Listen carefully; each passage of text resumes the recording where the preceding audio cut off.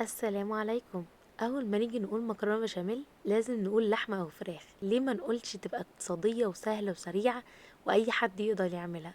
اول حاجه هنجيب حله على النار، نحط فيها ميه، واول ما تغلي هنزل عليها معلقه صغيره من الملح. بعد كده هنزل عليها بنص كيلو من المكرونه الاسباجيتي، هقلبها تقلبتين واسيبها على النار لغايه ما تستوي.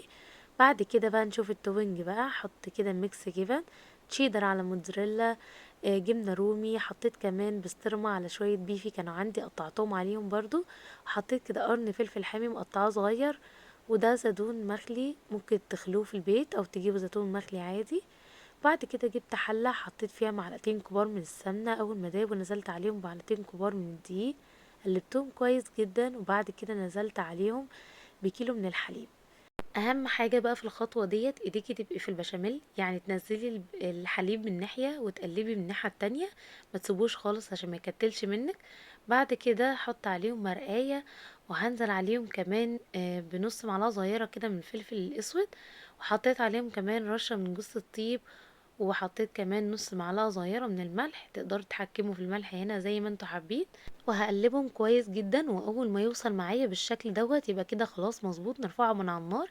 هو هيتقل بعد ما نرفعه من على النار، اهم حاجة يكون البشاميل خفيف معانا.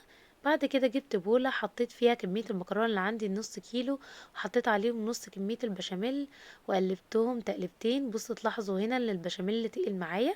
بعد كده نزلت عليهم بقى بميكس الجبن، وعليهم البسطرمة والبيفي، ونزلت كمان بالجبنة الرومي، وحطيت عليهم القرن فلفل الحامي، هنا تقدروا تستبدلوه بقرن فلفل بارد.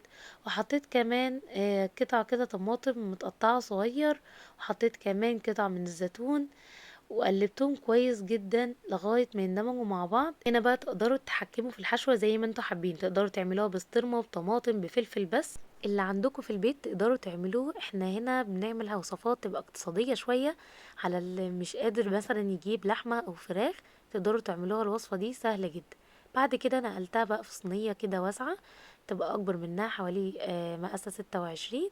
حطيت عليها كمية البشاميل اللي بقت عندي، وادخلها الفرن على درجة حرارة 170 تحت الشواية على طول. واول ما تاخد معايا اللون الجميل ده طلعها من الفرن على طول، وكده بقت جاهزة معايا.